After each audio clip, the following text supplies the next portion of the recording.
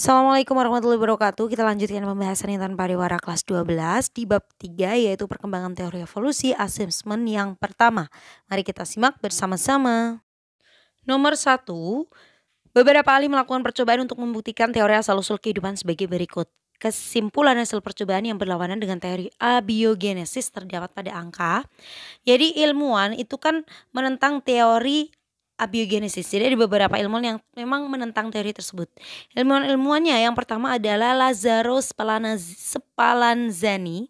Kemudian ada Francisco Redi dan juga Louis Pasteur. Ketiganya ini menentang teori abiogenesis.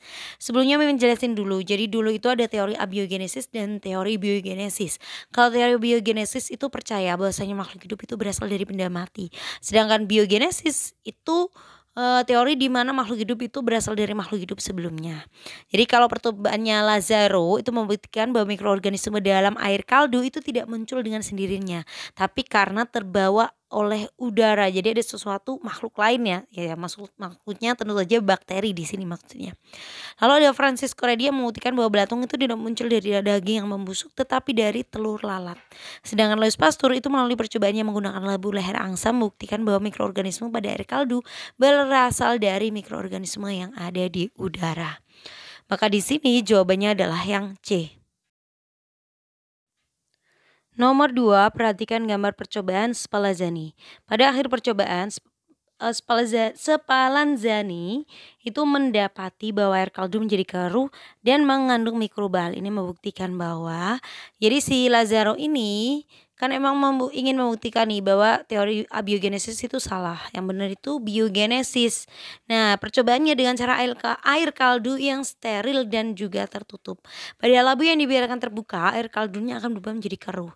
Dengan demikian, si Lazzaro itu menyimpulkan bahwa terdapat mikroba yang masuk ke dalam air kaldu tersebut. Di mana sih mikrobanya? Mikrobanya tentu saja terbawa udara. Sedangkan yang tertutup rapat kan nggak ada perubahan karena tidak bersentuhan dengan udara. Jadi dapat disimpulkan bahwa mikroba dalam air kaldu terbawa oleh udara yang masuk ke dalam labunya. Maka jawabannya di sini adalah yang E. Nomor 3, penggunaan pipa leher angsa pada percobaan Louis Pasteur bertujuan untuk. Jadi percobaan yang dilakukan oleh si Louis Pasteur ini menggunakan labu leher angsa yang isinya sediaan air yang dipanaskan. Penggunaan labu leher angsa bertujuan supaya mengalami mikroorganisme yang masuk dan membiarkan udara luar masuk. Jadi supaya nggak ada udara yang membawa mikroba masuk ke dalam labunya. Makanya dibentuk seperti leher angsa. Hal ini membuktikan bahwa mikroorganisme tidak tumbuh dari air kaldu melainkan terbawa oleh udara dari luar. Maka jawabannya adalah yang C. Nomor 4, teori evolusi kimia telah dibuktikan kebenarannya oleh Stanley Miller. Kesimpulan dari percobaan tersebut adalah, jadi pada tahun 1953, Stanley Miller bersama Harold Urey itu melakukan percobaan menggunakan alat yang mengondisikan keadaan atmosfer pada zaman purba. Jadi bumi purba ya. Dari percobaannya, gas-gas anorganik seperti H2O, CH4, NH3 dan juga H2 dengan bantuan percikan listrik sebagai pengganti halilintar itu dapat membentuk asam amino. Berdasarkan hasil tersebut, Miller dan Urey itu menyimpulkan bahwa CHO dan juga N itu merupakan unsur utama penyusun sel makhluk hidup. Jadi jawabannya adalah yang C. Nomor 5, orang utan memiliki tangan yang panjang karena sering digunakan untuk bergelantungan di pohon.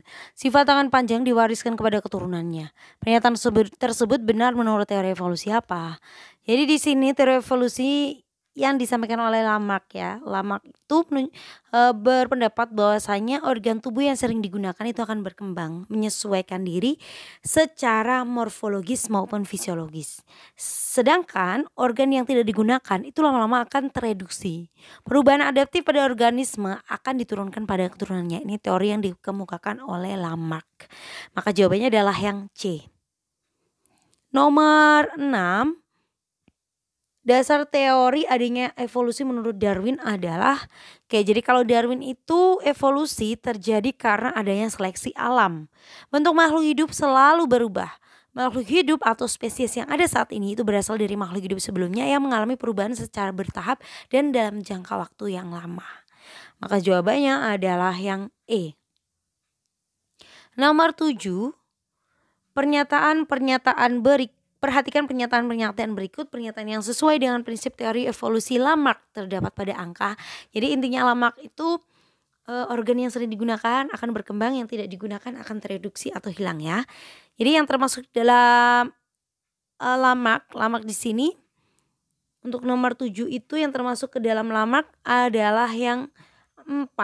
Evolusi berjalan melalui mekanisme adaptasi terhadap lingkungan. Nah itu tadi ya, karena bentuk dari adaptasi karena sering digunakan akhirnya berkembang, atau karena adaptasi nggak pernah digunakan jadinya tereduksi.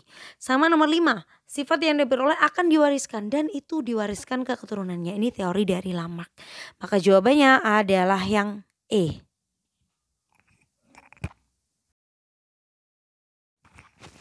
Nomor 8, perbedaan prinsip antara Lamarck dan Darwin tentang ciri spesies adalah, jadi menurut Lamarck, bagian tubuh makhluk hidup itu dapat berubah baik ciri, sifat maupun karakternya karena pengaruh lingkungan. Jika bagian tubuh makhluk hidup tersebut selalu digunakan, maka bagian tubuhnya akan berubah menyesuaikan dengan yang ada di lingkungannya. Atau teori Lamarck ini aku sering nyebutnya itu adaptasi ya. Sebaliknya, kalau bagian tubuh yang jarang digunakan lama-lama akan tereduksi atau bahkan menghilang. Hal ini menunjukkan bahwa suatu spesies itu sifatnya labil karena dapat mengalami perubahan akibat pengaruh lingkungan. Sedangkan menurut Darwin, evolusi berlangsung itu karena adanya seleksi alam. Nah, ini case-nya dari Darwin, seleksi alam. Seleksi alam itu merupakan proses pemilihan yang dilakukan oleh alam terhadap variasi makhluk hidup di dalamnya. Hanya makhluk hidup yang memiliki variasi sesuai dengan lingkungan yang dapat bertahan hidup. Sedangkan yang tidak sesuai akan mengalami kepunahan. Jadi organisme yang bisa bertahan hidup inilah yang nantinya akan berkembang biak. Hal ini menunjukkan bahwa suatu spesies bersifat stabil karena tidak dapat mengalami perubahan akibat pengaruh lingkungan. Maka nomor 8 ini jawabannya adalah yang A. Nomor 9, cermati pernyataan berikut. Teori evolusi Darwin didasarkan oleh pemikiran yang ditunjukkan oleh. Jadi Darwin itu teorinya yang pertama, di bumi tidak ada makhluk hidup yang benar-benar sama ya. Gak ada yang benar-benar identik sama. Lalu yang kedua, setiap populasi itu kecenderungan bertambah banyak. Hal ini karena setiap makhluk hidup itu mempunyai kemampuan untuk berkembang biak. Yang ketiga, suatu individu harus berjuang mempertahankan hidupnya agar mampu berkembang biak. Karena berkembang biak itu membutuhkan makanan dan juga ruangan yang cukup. Yang keempat, penambahan populasi tidak berjalan terus-menerus karena sering terjadi yang namanya seleksi alam. Sehingga hanya individu yang mampu bertahan saja yang akan berkembang biak dan dapat melangsungkan kehidupannya. Jadi di sini jawabannya adalah yang B. Nomor 10, pernyataan berikut yang menunjukkan teori evolusi pasca Darwin adalah, jadi teori evolusi pasca Darwin itu merupakan teori yang disampaikan oleh beberapa ilmuwan untuk menyangga teori evolusi Darwin. Menyatakan bahwa variasi spesies merupakan hasil dari kombinasi genetik yang terdapat dalam suatu populasi, tetapi tidak menghasilkan spesies baru, hanya varietasnya saja. Dengan cara apa sih? Contohnya nih ada ini kan ada di bab, ini dibahas waktu kalian kelas 10 dulu varietas. Contohnya dalam bunga mawar itu ada yang warnanya merah, ada yang biru, ada nggak ya mawar biru. Kemudian ada kuning, itu karena adanya perbedaan varietas karena gen-gennya yang saling berinteraksi. Oke, jadi jawabannya adalah yang B. Sekian pembahasan kita kali ini, semoga bermanfaat. Terima kasih. Assalamualaikum warahmatullahi wabarakatuh.